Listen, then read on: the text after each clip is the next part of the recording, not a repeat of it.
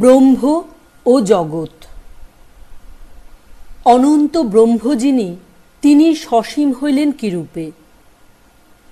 অদ্বৈত বেদান্তের এই বিষয়টি ধারণা করা অতি কঠিন। এই প্রশ্ন মানুষ পুনঃ পুনঃ জিজ্ঞাসা করিবে, কিন্তু এই প্রশ্ন চিরকাল থাকিবে। যিনি অনন্ত অসীম, তিনি সসীম হইলেন কিরূপে? আমি এখন এই প্রশ্নটি লইয়া আলোচনা করিব। ভালো করিয়া বুঝাইবার জন্য এই চিত্রটি সাহায্য গ্রহণ করিব। চিত্রে ক ব্রহ্ম, খ জগৎ। ব্রহ্ম জগৎ হইয়াছে। এখানে জগৎ অর্থে শুধু জড় জগৎ নহে, সূক্ষ্ম জগৎ। আধ্যাত্মিক জগৎও তার সঙ্গে সঙ্গে বুঝিতে হইবে। স্বর্গ নরক, এক কথায় যাহা কিছু আছে জগৎ অর্থে, সে সবই বুঝিতে হইবে। এক প্রকার পরিণামের নাম মন, আর এক প্রকার পরিণামের নাম শরীর, ইত্যাদি ইত্যাদি। এই সব লইয়া জগৎ। এই ব্রহ্ম ক, জগৎ খ হইয়াছেন দেশ কাল নিমিত্তের গয়ের মধ্যে দিয়া আসিয়া ইহা অদ্বৈতবাদের মূল কথা। গ হইল কাল নিমিত্ত দেশ। দেশ কাল নিমিত্তরূপ কাচের মধ্যে দিয়া ব্রহ্মকে আমরা দেখিতেছি, আর ওই রূপে নিচের দিক হইতে দেখিলে এই ব্রহ্ম জগৎ রূপে দৃষ্ট হন। ইহা হইতে বেশ বোধ হইতেছে, যেখানে ব্রহ্ম সেখানে দেশকাল নিমিত্ত নাই। কাল সেখানে থাকিতে পারে না, কারণ সেখানে মন নাই, চিন্তাও নাই। দেশ সেখানে থাকিতে পারে না, কারণ সেখানে কোনো পরিবর্তন নাই। পরিবর্তন, গতি এবং নিমিত্ত বা কার্যকারণ ভাবও থাকিতে পারে না। একমাত্র সত্তা বিরাজমান। এইটি বুঝা এবং বিশেষ রূপে ধারণা করা আবশ্যক যে, যাহাকে আমরা কার্যকারণ ভাব বলি, তাহা ব্রহ্ম প্রপঞ্চ রূপে অবনত ভাবাপন্ন হইবার পর যদি আমরা এই ভাষা প্রয়োগ করিতে পারি, তাহার পর আরম্ভ হয়, পূর্বে নহে। আর আমাদের ইচ্ছা, বাসনা প্রভৃতি যাহা কিছু সব তাহার পর হইতে আরম্ভ হয়। আমার বরাবর ধারণা এই যে, শোপেনহাওয়ার বেদান্ত বুঝিতে এই জায়গায় ভুল করিয়াছেন। তিনি এই ইচ্ছাকেই সর্বস্ব করিয়াছেন। তিনি ব্রহ্মের স্থানে এই ইচ্ছাকেই বসাইতে চান, কিন্তু পূর্ণ ব্রহ্মকে কখনো ইচ্ছা বলিয়া বর্ণনা করা যাইতে পারে না, কারণ ইচ্ছা জগৎ প্রপঞ্চের অন্তর্গত এবং পরিণামশীল। কিন্তু ব্রহ্মে গয়ের অর্থাৎ দেশকাল নিমিত্তের উপরে কোনরূপ গতি নাই, কোনরূপ পরিণাম নাই। ওই গয়ের নিম্নেই গতি, বাহ্য বা আন্তর সর্বপ্রকার গতির আরম্ভ, আর এই আন্তর্গতিকেই চিন্তা বলে। অতএব গয়ের উপরে কোনরূপ ইচ্ছা থাকিতে পারে না, সুতরাং ইচ্ছা জগতের কারণ হইতে পারে না। আরও নিকটে আসিয়া পর্যবেক্ষণ করো, আমাদের শরীরের সকল গতি ইচ্ছা প্রযুক্ত নহে। আমি এই চেয়ারখানি নাড়িলাম, ইচ্ছা অবশ্য উহা নাড়াইবার কারণ। ওই ইচ্ছাই পেশির শক্তিরূপে পরিণত হইয়াছে, এ কথা ঠিক বটে, কিন্তু যে শক্তি চেয়ারখানি নাড়াইবার কারণ, তাহাই আবার হৃদয় এবং ফুসফুসকেও সঞ্চালিত করিতেছে, কিন্তু ইচ্ছারূপে নহে। এই দুই শক্তি এক ধরিয়া লইলেও যখন উহা জ্ঞানের ভূমিতে আরোহণ করে, তখনই উহাকে ইচ্ছা বলা যায়। কিন্তু ওই ভূমিতে আরোহণ করিবার পূর্বে উহাকে ইচ্ছা বলিলে উহার ভুল নাম দেওয়া হইল বলিতে হইবে। ইহাতেই শোপেনহাওয়ারের দর্শনে বিশেষ গোলযোগ হইয়াছে। যাহা হোক, এখন আলোচনা করা যাক। আমরা প্রশ্ন জিজ্ঞাসা করি কেন? একটি প্রস্তর পড়িল, আমরা অমনি প্রশ্ন করিলাম, উহার পতনের কারণ কি? এই প্রশ্নের ন্যায্যতা বা সম্ভাবনীয়তা এই অনুমান বা ধারণার উপর নির্ভর করিতেছে যে, কারণ ব্যতীত কিছুই ঘটে না। বিষয়টি সম্বন্ধে আপনাদিগকে খুব স্পষ্ট ধারণা করিতে অনুরোধ করিতেছি। কারণ যখনই আমরা জিজ্ঞাসা করি এই ঘটনা কেন ঘটিল, তখনই আমরা মানিয়া লইতেছি যে সব জিনিসেরই, সব ঘটনারই একটি কেন থাকিবে, অর্থাৎ উহা ঘটিবার পূর্বে আর কিছু উহার পূর্ববর্তী থাকিবে। এই পূর্ববর্তিতা ও পরবর্তিতাকেই নিমিত্ত বা কার্যকারণ ভাব বলে।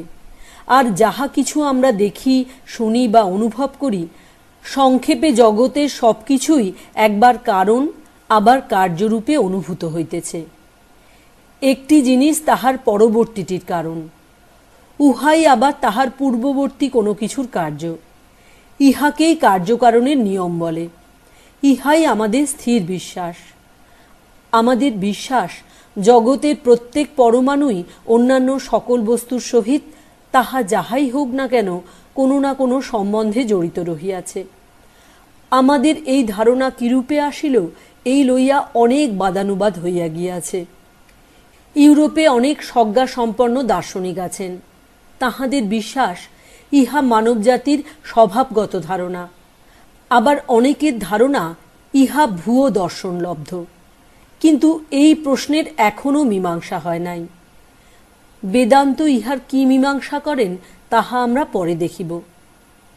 অতএব আমাদের প্রথম বুঝা উচিত কেন এই প্রশ্নটি এই ধারণার উপর নির্ভর করিতেছে যে উহার পূর্ববর্তী কিছু আছে এবং উহার পরে আরও কিছু ঘটিবে। এই প্রশ্নে আর একটি বিশ্বাস অন্তর্নিহিত রহিয়াছে। জগতের কোনো পদার্থই স্বতন্ত্র নয়। সকল পদার্থের উপর উহার বাহিরের কোনো পদার্থ কার্য করে। জগতের সকল বস্তুই এরূপ পরস্পর সাপেক্ষ, একটি অপরটির অধীন, কেহই স্বতন্ত্র নহে।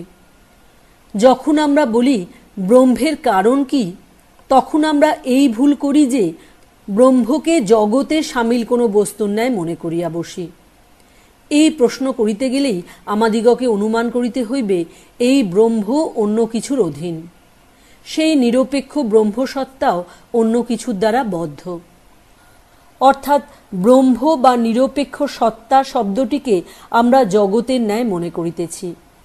পূর্বোক্ত রেখার উপরে তো আর দেশকাল নিমিত্ত নাই, কারণ উহা একমেবা দ্বিতীয়ম, মনের অতীত, যাহা কেবল নিজের অস্তিত্বে নিজে প্রকাশিত, যাহা একমাত্র একমেবা দ্বিতীয়ম, তাহার কোনো কারণ থাকিতে পারে না। যাহা মুক্ত স্বভাব, স্বতন্ত্র, তাহার কোনো কারণ থাকিতে পারে না। যেহেতু তাহা হইলে তিনি মুক্ত হইলেন না, বদ্ধ হইয়া গেলেন। যাহার ভিতর আপেক্ষিকতা আছে, তাহা কখনো মুক্ত স্বভাব হইতে পারে না। অতএব দেখিতেছ, অনন্ত কেন শান্ত হইল, এই প্রশ্নই ভ্রমাত্মক, ইহা স্ববিরোধী। এই সব সূক্ষ্ম বিচার ছাড়িয়া দিয়া সহজভাবেও আমরা এ বিষয়ে বুঝাইতে পারি। মনে করো, আমরা বুঝিলাম ব্রহ্ম কিরূপে জগৎ হইলেন, অনন্ত কিরূপে শান্ত হইলেন।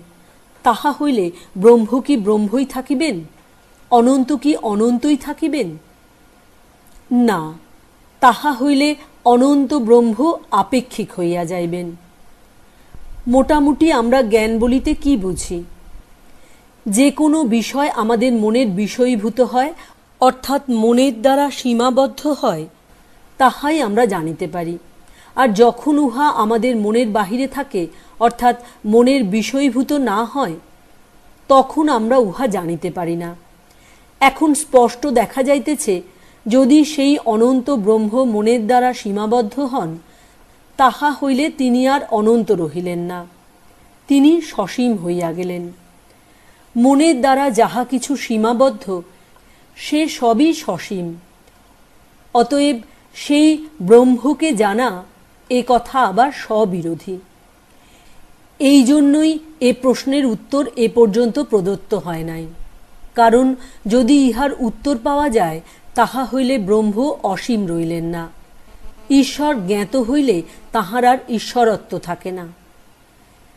তিনি আমাদেরই মতো একজন, এই চেয়ারখানার মতো একটি জিনিস হইয়া গেলেন। তাহাকে জানা যায় না, তিনি সর্বদাই অজ্ঞেয়। তবে অদ্বৈতবাদী বলেন তিনি শুধু জ্ঞেয় অপেক্ষা আরও কিছু বেশি। এই কথাটি আবার বুঝিতে হইবে। ঈশ্বর অজ্ঞেয় মনে করিয়া তোমরা যেন অজ্ঞেয়বাদীদের মতো বসিয়া থাকিও না। দৃষ্টান্তস্বরূপ দেখো, সম্মুখে এই চেয়ারখানি রহিয়াছে, উহা আমি জানিতেছি, উহা আমার জ্ঞাত পদার্থ। আবার আকাশের বহির্দেশে কি আছে, সেখানে কোনো লোকের বসতি আছে কিনা, এ বিষয়ে হয়তো একেবারে অজ্ঞেয়। কিন্তু ঈশ্বর পূর্বোক্ত পদার্থগুলির ন্যায় জ্ঞাতও নন, অজ্ঞেয়ও নন। ঈশ্বর বরং যাহাকে জ্ঞাত বলা হইতেছে তাহা অপেক্ষা আরও কিছু বেশি। ঈশ্বর অজ্ঞাত ও অজ্ঞেয় বলিলে ইহাই বুঝায়। কিন্তু যে অর্থে কেহ কেহ কোনো কোনো প্রশ্নকে অজ্ঞাত বা অজ্ঞেয় বলেন, সে অর্থে নহে। ঈশ্বর জ্ঞাত অপেক্ষা আরও কিছু অধিক। এই চেয়ার আমাদের জ্ঞাত, কিন্তু ঈশ্বর তাহা অপেক্ষাও আমাদের অধিক জ্ঞাত। কারণ ঈশ্বরকে আগে জানিয়া তাহার ভিতর দিয়া আমাদিগকে চেয়ারের জ্ঞান লাভ করিতে হয়। তিনি সাক্ষী স্বরূপ, সকল জ্ঞানে তিনি অনন্ত সাক্ষী স্বরূপ। যাহা কিছু আমরা জানি, সবই আগে তাহাকে জানিয়া তাহারই ভিতর দিয়া তবে জানিতে হয়। তিনি আমাদের আত্মার সত্তা স্বরূপ, তিনিই প্রকৃত আমি। সেই আমি আমাদের এই আমির স্বরূপ। আমরা সেই আমির ভিতর দিয়া ছাড়া কিছুই জানিতে পারি না। সুতরাং সব কিছুই আমাদিগকে ব্রহ্মের ভিতর দিয়া জানিতে হইবে। অতএব এই চেয়ারখানিকে জানিতে হইলে ব্রহ্মের মধ্য দিয়া জানিতে হইবে। অতএব ব্রহ্ম চেয়ার অপেক্ষা আমাদের নিকটবর্তী হইলেন, কিন্তু তথাপি তিনি আমাদের নিকট হইতে অনেক দূরে রইলেন। জ্ঞাতও নহেন, অজ্ঞাতও নহেন, কিন্তু উভয় হইতেই অনন্ত গুণ ঊর্ধ্বে। তিনি তোমার আত্মস্বরূপ। কে এই জগতে এক মুহূর্ত জীবন ধারণ করিতে পারিত? কে এই জগতে এক মুহূর্ত শ্বাস প্রশ্বাস কার্য নির্বাহ করিতে পারিত, যদি সেই আনন্দস্বরূপ ইহার প্রতি পরমাণুতে বিরাজমান না থাকিতেন? কারণ তাঁহারই শক্তিতে আমরা শ্বাস প্রশ্বাস কার্য নির্বাহ করিতেছি এবং তাঁহারই অস্তিত্বে আমাদের অস্তিত্ব। তিনি যে স্থান বিশেষে অবস্থান করিয়া আমার রক্ত সঞ্চালন করিতেছেন তাহা নহে। ইহার তাৎপর্য এই যে তিনি সবকিছুর সত্তাস্বরূপ। তিনি আমার আত্মার আত্মা। তুমি কোনরূপেই বলিতে পারো না যে তুমি তাহাকে জানো। ইহা দ্বারা তাহাকে অত্যন্ত নামাইয়া ফেলা হয়। তুমি নিজের ভিতর হইতে বাহির হইয়া আসিতে পারো না, সুতরাং তুমি তাহাকে জানিতেও পারো না। জ্ঞান বলিতে বিষয়ীকরণ, কোনো জিনিসকে বাহিরে আনিয়া বিষয়ের ন্যায় জ্ঞেয় বস্তুর ন্যায় প্রত্যক্ষ করা বুঝায়। উদাহরণস্বরূপ দেখো, স্মরণ কার্যে তোমরা অনেক জিনিসকে জ্ঞানের বিষয় করিতেছ, যেন তোমাদের নিজেদের স্বরূপ হইতে বাহিরে প্রক্ষেপ করিতেছ। সমুদয় স্মৃতি, যাহা কিছু আমি দেখিয়াছি এবং যাহা কিছু আমি জানি, সবই আমার মনে অবস্থিত। ওই সকল বস্তুর ছাপ বা ছবি আমার অন্তরে রহিয়াছে। যখনই উহাদের বিষয় চিন্তা করিতে ইচ্ছা করি, উহাদিগকে জানিতে চাই, তখন প্রথমেই ওইগুলিকে বাহিরে প্রক্ষেপ করি। কিন্তু ঈশ্বর সম্বন্ধে এরূপ করা অসম্ভব, কারণ তিনি আমাদের আত্মার আত্মা। আমরা তাহাকে বাহিরে প্রক্ষেপ করিতে পারি না। ছান্দোগ্য উপনিষদে আছে, সেই সূক্ষ্মস্বরূপ জগৎ কারণ সকল বস্তুর আত্মা, তিনি সত্যস্বরূপ। হে শ্বেতকেতো, তুমি তাহাই। এই তত্ত্বমসি বাক্য বেদান্তের মধ্যে পবিত্রতম বাক্য, মহাবাক্য বলিয়া কথিত হয়। আর ওই পূর্বধৃত বাক্যাংশ দ্বারা তত্ত্বমসির প্রকৃত অর্থ কি তাহাও বুঝা গেল। তুমি সেই। এতদ ব্যতীত অন্য কোনো ভাষায় তুমি ঈশ্বরকে বর্ণনা করিতে পারো না। ভগবানকে পিতা, মাতা, ভ্রাতা বা প্রিয় বন্ধু বলিলে তাহাকে বিষয়ীভূত করিতে হয়, তাহাকে বাহিরে আনিয়া দেখিতে হয়। তাহা তো কখনো হইতে পারে না। তিনি সকল বিষয়ের অনন্ত বিষয়ী। যেমন আমি চেয়ারখানা দেখিতেছি, আমি চেয়ারখানির দ্রষ্টা, আমি উহার বিষয়ী, তেমনি ঈশ্বর আমার আত্মার নিত্য দ্রষ্টা। নিত্য জ্ঞাতা, নিত্য বিষয়ী। কিরূপে তুমি তাহাকে, তোমার আত্মার অন্তরাত্মাকে, সকল বস্তুর প্রকৃত সত্তাকে বিষয়ীভূত করিবে, বাহিরে আনিয়া দেখিবে। অতএব পুনরায় বলিতেছি, ঈশ্বর জ্ঞেয়ও নহেন, অজ্ঞেয়ও নহেন। তিনি জ্ঞেয় অজ্ঞেয় অপেক্ষা অনন্ত গুণ মহীয়ান। তিনি আমাদের সহিত অভিন্ন, আর যাহা আমার সহিত এক, তাহা কখনো আমার জ্ঞেয় বা অজ্ঞেয় হইতে পারে না। যেমন তোমার আত্মা আমার আত্মা, জ্ঞেয়ও নহে, অজ্ঞেয়ও নহে। তুমি তোমার আত্মাকে জানিতে পারো না, তুমি আত্মাকে নাড়িতে পারো না, অথবা উহাকে বিষয় করিয়া দৃষ্টিগোচর করিতে পারো না, কারণ তুমিই সেই। তুমি নিজেকে আত্মা হইতে পৃথক করিতে পারো না, আবার আত্মাকে অজ্ঞেয় বলিতে পারো না, কারণ অজ্ঞেয় বলিতে গেলেও আগে আত্মাকে বিষয় করিতে হইবে। তাহা তো করা যায় না। আর তুমি নিজে যেমন তোমার নিকট পরিচিত, জ্ঞাত, আর কোন বস্তু তদপেক্ষা তোমার অধিক জ্ঞাত? প্রকৃতপক্ষে উহা আমাদের জ্ঞানের কেন্দ্রস্বরূপ। ঠিক এইভাবেই বলা যায়, ঈশ্বর জ্ঞাতও নহেন, অজ্ঞেয়ও নহেন, তদপেক্ষা অনন্ত গুণে মহীয়ান, কারণ তিনিই আমাদের আত্মার অন্তরাত্মা। অতএব প্রথমত আমরা দেখিতেছি, পূর্ণ ব্রহ্মসত্তা হইতে কিরূপে জগৎ হইল, এই প্রশ্নই স্ববিরোধী। আর দ্বিতীয়ত আমরা দেখিতে পাই, অদ্বৈতবাদে ঈশ্বরের ধারণা এই একত্ব। সুতরাং আমরা তাহাকে বিষয়ীভূত করিতে পারি না, কারণ জ্ঞাতসারেই হোক আর অজ্ঞাতসারেই হোক, আমরা সর্বদা তাহাতেই জীবিত এবং তাহাতে থাকিয়াই যাবতীয় কার্যকলাপ করিতেছি। আমরা যাহা করিতেছি সবই সর্বদা তাহারই মধ্য দিয়া করিতেছি। এখন প্রশ্ন, এই দেশ কাল নিমিত্ত কি?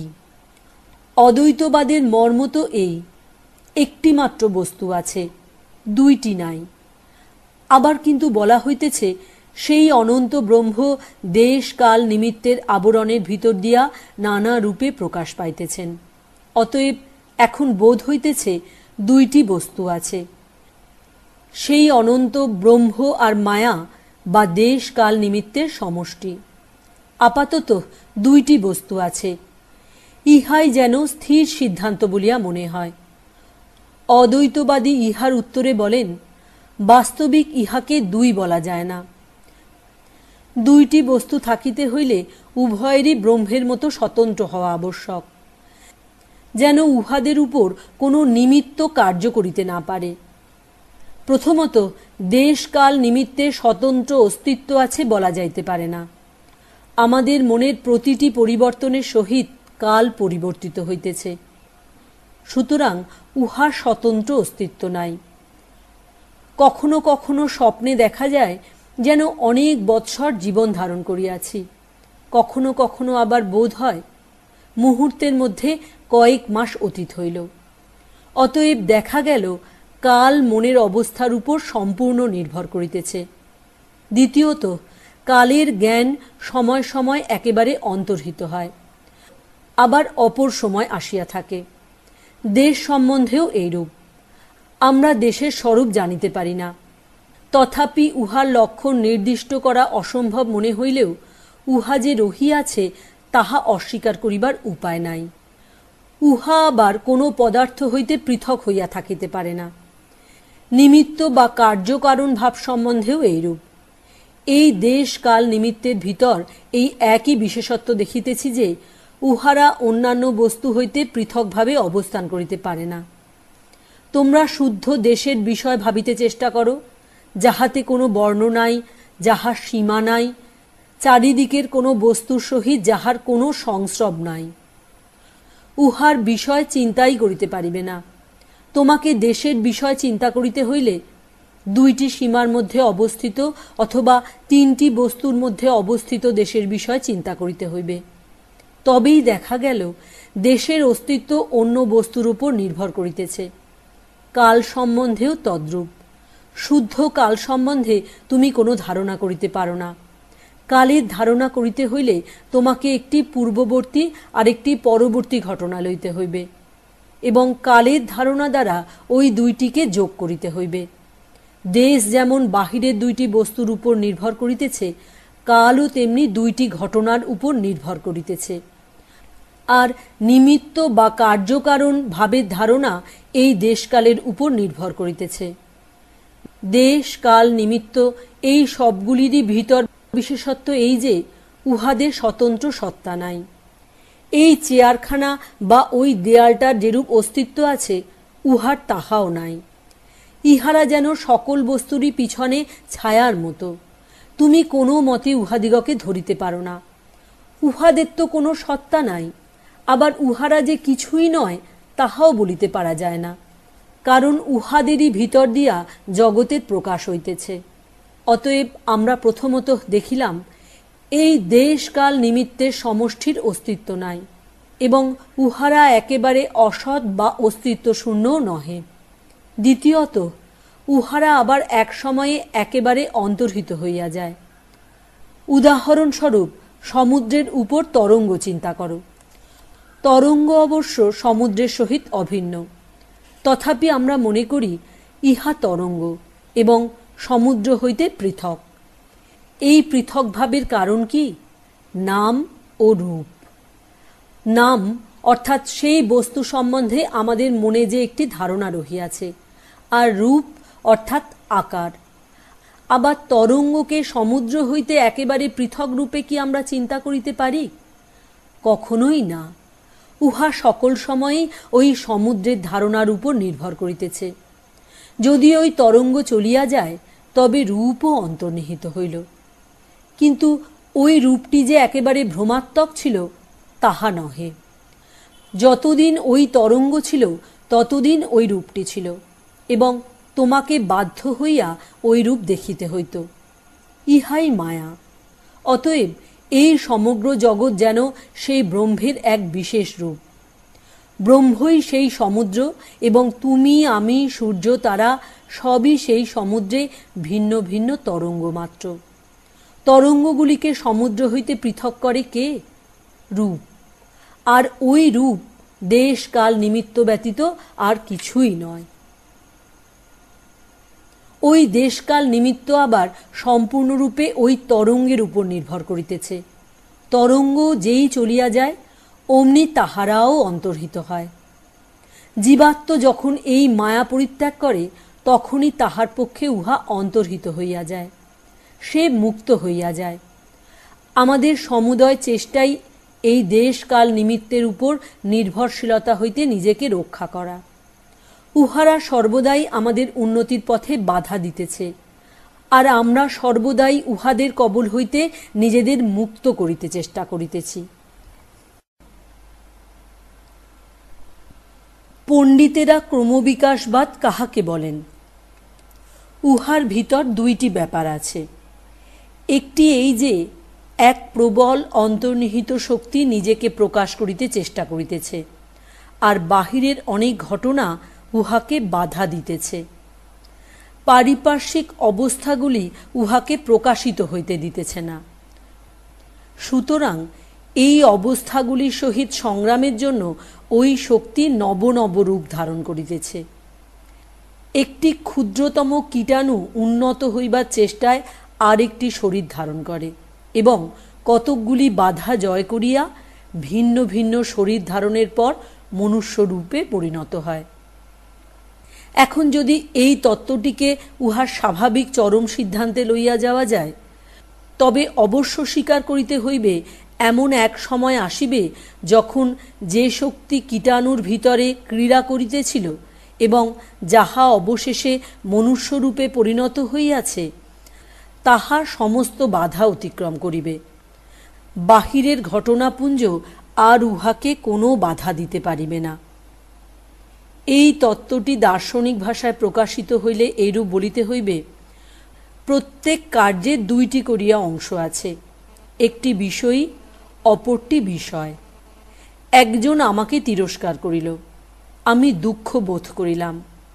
এক্ষেত্রেও এই দুইটি ব্যাপার রহিয়াছে। আমার সারা জীবনের চেষ্টা কি? না নিজের মনকে এতদূর সবল করা যাহাতে বাহিরের অবস্থাগুলির উপর আমি আধিপত্য করিতে পারি, অর্থাৎ লোকে আমাকে তিরস্কার করিলেও আমি কিছু কষ্ট অনুভব করিব না। এইরূপেই আমরা প্রকৃতিকে জয় করিবার চেষ্টা করিতেছি। নীতির অর্থ কি? ব্রহ্মভাবে চরম সুরে বাঁধিয়া নিজেকে শক্ত সবল করা, যাহাতে সসীম প্রকৃতি আর আমাদের উপর কর্তৃত্ব করিতে না পারে। আমাদের দর্শনের ইহাই যুক্তিগত সিদ্ধান্ত। এমন এক সময় আসিবে যখন আমরা সর্বপ্রকার পরিবেশের উপর জয়লাভ করিতে পারিব, কারণ প্রকৃতি সসীম। এই একটি কথা আবার বুঝিতে হইবে, প্রকৃতি সসীম। প্রকৃতি সসীম কি করিয়া জানিলে? দর্শনের দ্বারা উহা জানা যায়। প্রকৃতি সেই অনন্তেরই সীমাবদ্ধ ভাবমাত্র, অতএব উহা সসীম। অতএব এমন এক সময় আসিবে যখন আমরা বাহিরের অবস্থাগুলিকে জয় করিতে পারিব। উহাদিগকে জয় করিবার উপায় কি? আমরা বাস্তবিক পক্ষে বাহিরের বিষয়গুলির কোনো পরিবর্তন সাধন করিয়া উহাদিগকে জয় করিতে পারি না। ক্ষুদ্রকায় মৎস্যটি তাহার জলমধ্যস্থ শত্রু হইতে আত্মরক্ষায় ইচ্ছুক। সে কি করিয়া আত্মরক্ষা করে? আকাশে উড়িয়া, পক্ষী হইয়া। মৎস্যটি জলে বা বায়ুতে কোনো পরিবর্তন সাধন করিল না। পরিবর্তন যাহা কিছু হইল তাহা তাহার নিজের ভিতরে। পরিবর্তন সর্বদাই নিজের ভিতরেই হইয়া থাকে। এইরূপে আমরা দেখিতে পাই সমুদয় ক্রমবিকাশ ব্যাপারটিতে নিজের পরিবর্তনের ভিতর দিয়াই প্রকৃতিকে জয় করা হইতেছে। এই তত্ত্বটি ধর্ম এবং নীতিতে প্রয়োগ করো, দেখিবে এখানেও অশুভ জয় নিজের ভিতরে পরিবর্তনের দ্বারাই সাধিত হইতেছে। অদ্বৈত বেদান্তের সমগ্র শক্তি মানুষের নিজের মনের বিকাশের উপর নির্ভর করে। অশুভ, দুঃখ এ সকল কথা বলাই ভুল, কারণ বহির্জগতে উহাদের কোনো অস্তিত্ব নাই। ক্রোধের কারণ পুনঃ পুনঃ ঘটিলেও ওই সকল ঘটনায় স্থির থাকা যদি আমার অভ্যাস হইয়া যায়, তাহা হইলে আমার কখনো ক্রোধের উদ্রেক হইবে না। এইরূপে লোকে আমাকে যতই ঘৃণা করুক, আমি যদি সেসব গায়ে না মাখি, তাহা হইলে তাহাদের প্রতি আমার ঘৃণার উদ্রেক হইবে না। এইরূপে নিজের উন্নতি সাধন করিয়া অশুভ জয় করিতে হয়। অতএব তোমরা দেখিতেছ, অদ্বৈতবাদী একমাত্র ধর্ম, যাহা আধুনিক বৈজ্ঞানিকগণের সিদ্ধান্ত সমূহের সহিত ভৌতিক ও আধ্যাত্মিক উভয় দিকেই যে শুধু মেলে তাহা নয়, বরং ওই সকল সিদ্ধান্ত অপেক্ষাও উচ্চতর সিদ্ধান্ত স্থাপন করে। আর এই জন্যই ইহা আধুনিক বৈজ্ঞানিকগণের অন্তর এতখানি স্পর্শ করিয়াছে। তাহারা দেখিতেছেন প্রাচীন দ্বৈতবাদাত্মক ধর্মসমূহ তাহাদের পক্ষে পর্যাপ্ত নহে, উহাতে তাহাদের জ্ঞানের ক্ষুধা মিটিতেছে না, কিন্তু এই অদ্বৈতবাদে তাহাদের জ্ঞানের ক্ষুধা মিটিতেছে। মানুষের শুধু বিশ্বাস থাকিলে চলিবে না, এমন বিশ্বাস থাকা চাই যাহাতে তাহার জ্ঞানবৃত্তি চরিতার্থ হয়। যদি মানুষকে বলা হয় যাহা দেখিবে তাহাই বিশ্বাস করো, তবে শীঘ্রই তাহাকে উন্মাদাগারে যাইতে হইবে। একবার জনৈকা মহিলা আমার নিকট একখানি পুস্তক পাঠাইয়া দেন। তাহাতে লেখা ছিল সব কিছুই বিশ্বাস করা উচিত। ওই পুস্তকে আরও লেখা ছিল যে মানুষের আত্মা বা ঐরূপ কিছুর অস্তিত্বই নাই, তবে স্বর্গে দেবদেবীগণ আছেন, আর একটি জ্যোতিষসূত্র আমাদের প্রত্যেকের মস্তকের সহিত স্বর্গের সংযোগ সাধন করিতেছে। গ্রন্থকর্ত্রী জানিলেন কিরূপে? তিনি প্রত্যাদিষ্ট হইয়া এ সকল তত্ত্ব জানিতে পারিয়াছিলেন, আর তিনি আমাকেও এইসব বিশ্বাস করিতে বলিয়াছিলেন। আমি যখন তাহার এ সকল কথা বিশ্বাস করিতে অস্বীকার করিলাম, তিনি বলিলেন, তুমি নিশ্চয় অতি দুরাচার, তোমার আর কোনো আশা নাই। যাহা হোক, এই ঊনবিংশ শতাব্দীর শেষ ভাগেও আমার পিতৃপিতামহের ধর্মই একমাত্র সত্য, অন্য যে কোনো স্থানে যে কোনো ধর্ম প্রচারিত হইয়াছে তাহা অবশ্যই মিথ্যা, বহু স্থানে এইরূপ ধারণা বর্তমান থাকায় ইহাই প্রমাণিত হয় যে আমাদের ভিতর এখনও কতকটা দুর্বলতা রহিয়াছে। এই দুর্বলতা দূর করিতে হইবে। আমি এমন কথা বলিতেছি না যে এই দুর্বলতা শুধু এই দেশেই আছে, ইহা সকল দেশেই আছে, আর আমাদের দেশে যেমন তেমন আর কোথাও নাই। সেখানে ইহা অতি ভয়ানক আকারে বিদ্যমান। সেখানে অদ্বৈতবাদ কখনো সাধারণ লোকের মধ্যে প্রচারিত হইতে দেওয়া হয় নাই। সন্ন্যাসীরাই অরণ্যে উহা সাধনা করিতেন। সেই জন্যই বেদান্তের এক নাম হইয়াছিল আরণ্যক। অবশেষে ভগবৎ কৃপায় বুদ্ধদেব আসিয়া আপামর সাধারণের ভিতর উহা প্রচার করিলেন। তখন সমগ্র জাতি বৌদ্ধ ধর্মে জাগিয়া উঠিল। অনেক দিন পর আবার যখন নাস্তিকেরা সমগ্র জাতিকে একেবারে ধ্বংস করিয়া ফেলিবার উপক্রম করিল, তখন জ্ঞানীগণ বুঝিলেন অদ্বৈতবাদী ভারতকে এই জড়বাদ হইতে রক্ষা করিতে পারে। দুইবার এই অদ্বৈতবাদ ভারতকে জড়বাদ হইতে রক্ষা করিয়াছে। প্রথম বুদ্ধদেবের আবির্ভাবের ঠিক পূর্বে জড়বাদ অতি প্রবল হইয়াছিল। ইউরোপ আমেরিকার পণ্ডিত মণ্ডলীর মধ্যে এখন যে ধরনের জড়বাদ আছে, উহা সেইরূপ নহে, উহা অপেক্ষা অনেক জঘন্য। আমি এক প্রকারের জড়বাদী, কারণ আমি একটিমাত্র সত্তায় বিশ্বাস করি। আধুনিক জড়বাদীও এইরূপ বিশ্বাস করিতে বলেন, তবে তিনি শুধু উহাকে জড় আখ্যা দেন, আর আমি উহাকে ব্রহ্ম বলি। জড়বাদী বলেন এই জড় হইতেই মানুষের আশা ভরসা ধর্ম সবই আসিয়াছে। আমি বলি ব্রহ্ম হইতে সমুদয় হইয়াছে। এইরূপ জড়বাদের কথা এখানে বলিতেছি না, আমি চারবাগ মতের কথা বলিতেছি। খাও দাও মজা করো, ঈশ্বর আত্মা বা স্বর্গ বলিয়া কিছু নাই, ধর্ম কতকগুলি ধূর্ত দুষ্ট পুরোহিতের কল্পনা মাত্র, যাবৎ জীবেত সুখং জীবেত ঋণং কৃত্যা ঘৃতং পিবেত। এইরূপ নাস্তিকতা বুদ্ধদেবের আবিষ্কারের পূর্বে এত বিস্তার লাভ করিয়াছিল যে উহার এক নাম ছিল লোকায়ত দর্শন।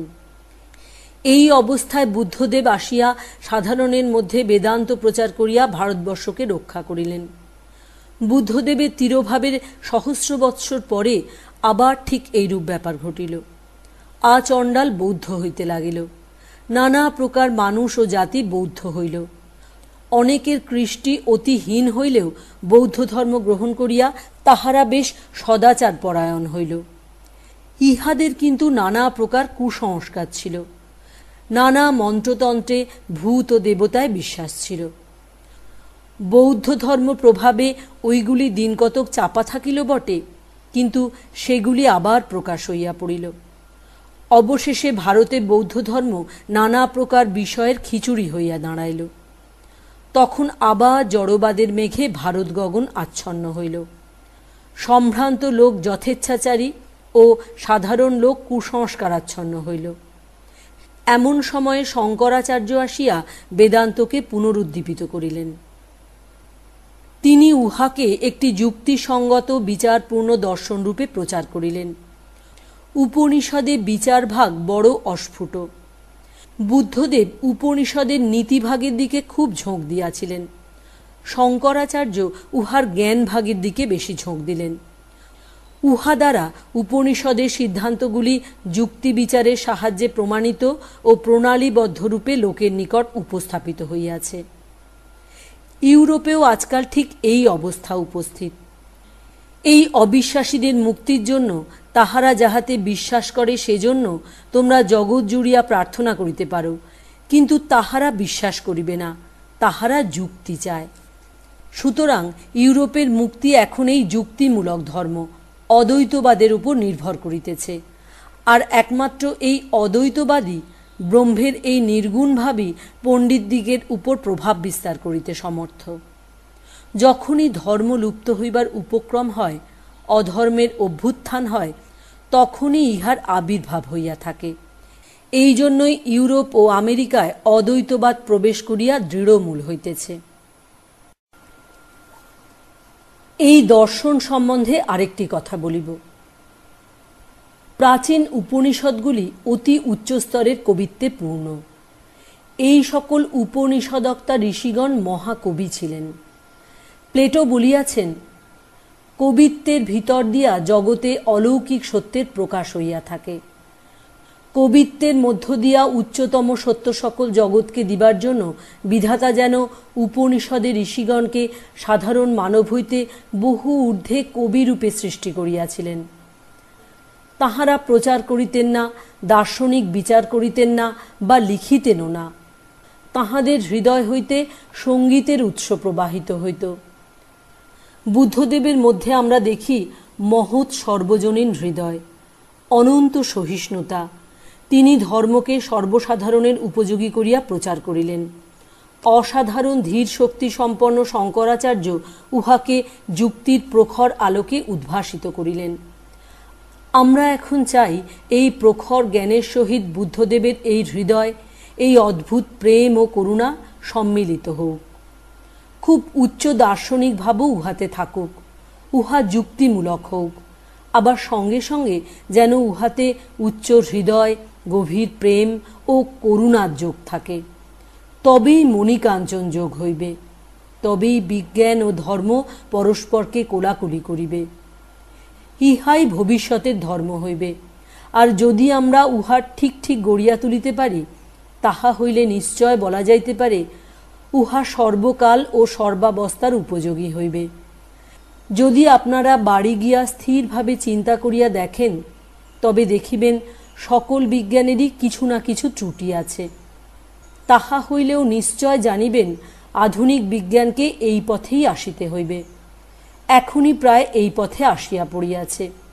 যখন কোনো শ্রেষ্ঠ বিজ্ঞানাচার্য বলেন সবই সেই এক শক্তির বিকাশ, তখন কি আপনাদের মনে হয় না যে তিনি এই উপনিষদযুক্ত ব্রহ্মেরই মহিমা কীর্তন করিতেছেন? অগ্নির যথৈক ভুবনং প্রবিষ্ট রূপং রূপং প্রতিরূপ বভুব, একস তথা সর্বভূতান্তরাত্মা রূপং রূপং প্রতিরূপ বহিশ্চ। যেমন এক অগ্নি জগতে প্রবিষ্ট হইয়া নানা রূপে প্রকাশিত হইতেছেন, তদ্রূপ সেই সর্বভূতের অন্তরাত্মা এক ব্রহ্ম নানা রূপে প্রকাশিত হইতেছেন। আবার তিনি জগতের বাহিরেও আছেন। বিজ্ঞানের গতি কোন দিকে তাহা কি আপনারা বুঝিতেছেন না? হিন্দু জাতি মনস্তত্ত্বের আলোচনা করিতে করিতে দর্শনের ভিতর দিয়া অগ্রসর হইয়াছিলেন। ইউরোপীয় জাতি বাহ্য প্রকৃতির আলোচনা করিতে করিতে অগ্রসর হইয়াছিলেন। এখন উভয়ে এক স্থানে পৌঁছিতেছেন। মনস্তত্ত্বের ভিতর দিয়া আমরা সেই এক অনন্ত সার্বভৌম সত্তায় পৌঁছিতেছি, যিনি সকল বস্তুর অন্তরাত্মা, যিনি সকলের সার ও সকল বস্তুর সত্যস্বরূপ, যিনি নিত্য মুক্ত, নিত্যানন্দময় ও নিত্য সত্তার স্বরূপ। জড় বিজ্ঞানের দ্বারাও আমরা সেই একই তত্ত্বে পৌঁছিতেছি। এই জগৎ প্রপঞ্চ সেই একেরই বিকাশ। জগতে যাহা কিছু আছে তিনি সেই সকলেরই সমষ্টি স্বরূপ। আর সমগ্র মানবজাতি মুক্তির দিকে অগ্রসর হইতেছে। তাহাদের গতি কখনোই বন্ধনের দিকে হইতে পারে না। মানুষ নীতিপরায়ণ হইবে কেন? কারণ নীতি মুক্তির এবং দুর্নীতি বন্ধনের পথ। অদ্বৈতবাদের আরেকটি বিশেষত্ব এই, প্রথম হইতেই অদ্বৈত সিদ্ধান্ত অন্য ধর্ম বা অন্য মতকে ভাঙিয়া চুরিয়া ফেলিবার চেষ্টা করে না। ইহা অদ্বৈতবাদের আরেকটি মহত্ব। এই ভাব প্রচার করা মহাসাহসের কার্য যে জ্ঞানীরা অজ্ঞ ও কর্মে আসক্ত ব্যক্তিদিগের বুদ্ধিভেদ জন্মাইবেন না। বিদ্বান ব্যক্তি নিজে যুক্ত থাকিয়া তাহাদিগকে সকল প্রকার কর্মে যুক্ত করিবেন। অদ্বৈতবাদ ইহাই বলে, কাহারও মতি বিচলিত করিও না, কিন্তু সকলকেই উচ্চ হইতে উচ্চতর পথে যাইতে সাহায্য করো। অদ্বৈতবাদ যে ঈশ্বর প্রচার করেন, সেই ঈশ্বর জগতের সমষ্টি স্বরূপ। এই মত যদি সত্য হয়, তবে উহা অবশ্যই সকল মতকে গ্রহণ করিবে।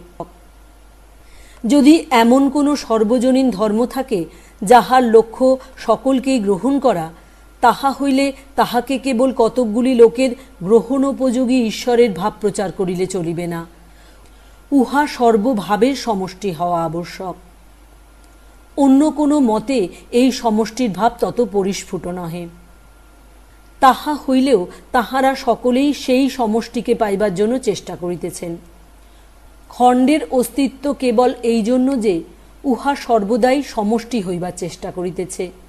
এই জন্যই অদ্বৈতবাদের সহিত ভারতের বিভিন্ন সম্প্রদায়ের প্রথম হইতেই কোনো বিরোধ ছিল না। ভারতে আজকাল অনেক দ্বৈতবাদী রহিয়াছেন, তাহাদের সংখ্যাই অধিক, কারণ দ্বৈতবাদ কম শিক্ষিত লোকের মন স্বভাবতই আকর্ষণ করে। দ্বৈতবাদীরা বলিয়া থাকেন, দ্বৈতবাদ জগতের খুব স্বাভাবিক সুবিধাজনক ব্যাখ্যা।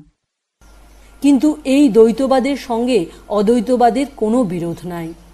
দ্বৈতবাদী বলেন, ঈশ্বর জগতের বাহিরে স্বর্গে স্থান বিশেষে আছেন। অদ্বৈতবাদী বলেন, ঈশ্বর জগতের আত্মার অন্তরাত্মা। ঈশ্বরকে দূরবর্তী বলাই যে নাস্তিকতা। তাহাকে স্বর্গে বা অপর কোনো দূরবর্তী স্থানে অবস্থিত বলো কি করিয়া?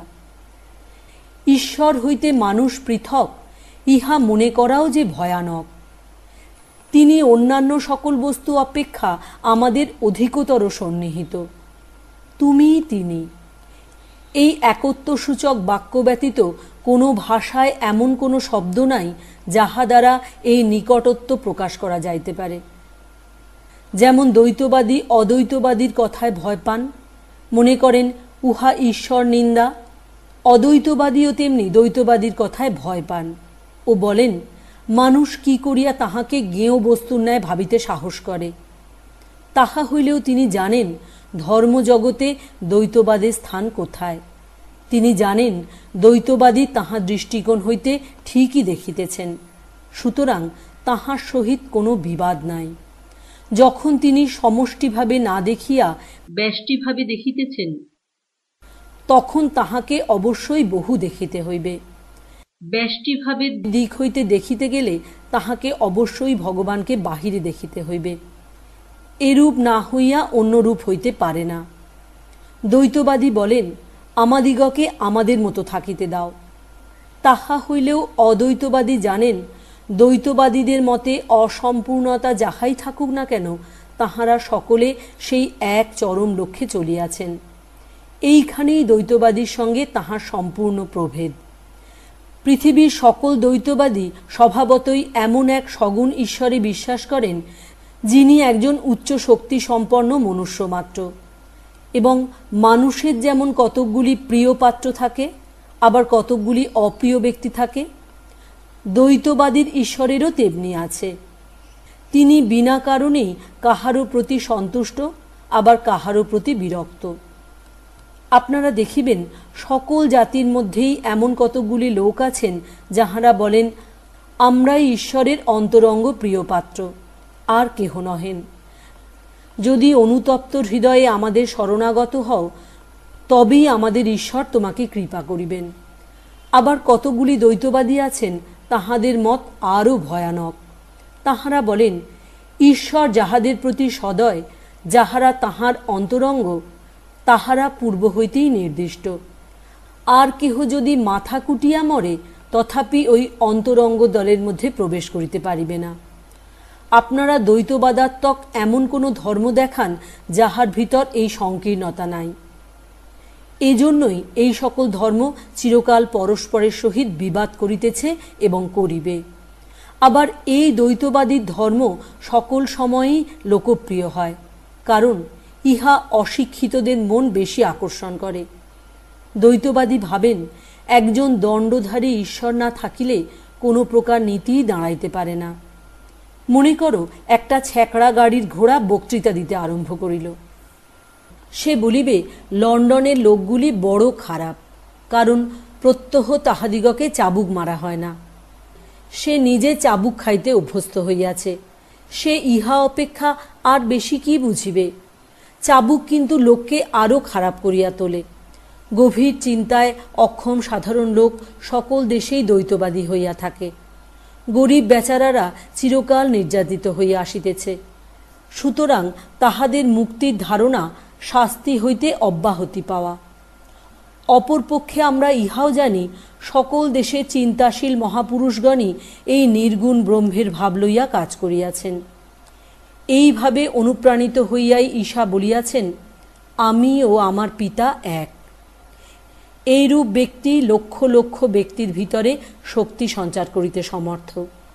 এই শক্তি সহস্র সহস্র বৎসর ধরিয়া মানবের প্রাণে শুভ মুক্তিপ্রদ শক্তি সঞ্চার করিয়া থাকে।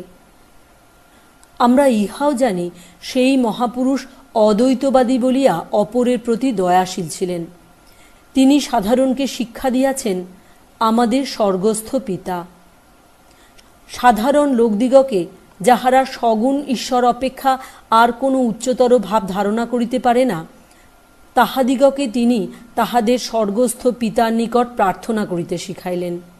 কিন্তু ইহাও বলিলেন, যখন সময় আসিবে তখন তোমরা জানিবে আমি তোমাদের মধ্যে, তোমরা আমাতে। কিন্তু তিনি তাহার অন্তরঙ্গ শিষ্যদিগকে আরও খোলাখুলিভাবে বলিয়াছিলেন, তোমরা সকলেই সেই পিতার সহিত একীভূত হইতে পারো, যেমন আমি ও আমার পিতা অভিন্ন। বুদ্ধদেব দেবতা, ঈশ্বর প্রভৃতি ব্যাপারে মন দিতেন না। সাধারণ লোক তাহাকে নাস্তিক ও জড়বাদী আখ্যা দিয়াছিল, কিন্তু তিনি একটি সামান্য ছাগ শিশুর জন্য প্রাণ উৎসর্গ করিতে প্রস্তুত ছিলেন। মনুষ্য জাতির পক্ষে সর্বোচ্চ যে নীতি গ্রহণীয় হইতে পারে, বুদ্ধদেব তাহাই প্রচার করিয়াছিলেন। যেখানেই কোনো প্রকার নীতির বিধান দেখিবে, সেখানেই তাহার প্রভাব, তাহার আলোক লক্ষ্য করিবে। জগতের এই সকল উচ্চ হৃদয় ব্যক্তিকে তুমি সংকীর্ণ গণ্ডির মধ্যে আবদ্ধ করিয়া রাখিতে পারো না। বিশেষত এখন মনুষ্য জাতির ইতিহাসে এমন এক সময় আসিয়াছে, যাহা শত বর্ষ পূর্বে কেহ স্বপ্নেও ভাবে নাই। এখন এমন জ্ঞানের উন্নতি হইয়াছে, এমন সব বৈজ্ঞানিক জ্ঞানের স্রোত প্রবাহিত হইয়াছে, যাহা 50 বৎসর পূর্বে কেহ স্বপ্নেও ভাবে নাই। এই সময় কি আর লোককে ওই ধরনের সংকীর্ণভাবে আবদ্ধ করিয়া রাখা যায়? লোকে পশুর মতো চিন্তা শক্তিহীন জড় পদার্থে পরিণত না হইলে ইহা অসম্ভব। এখন প্রয়োজন উচ্চতম জ্ঞানের সহিত মহত্তম হৃদয়, অনন্ত জ্ঞানের সহিত অনন্ত প্রেমের সংযোগ।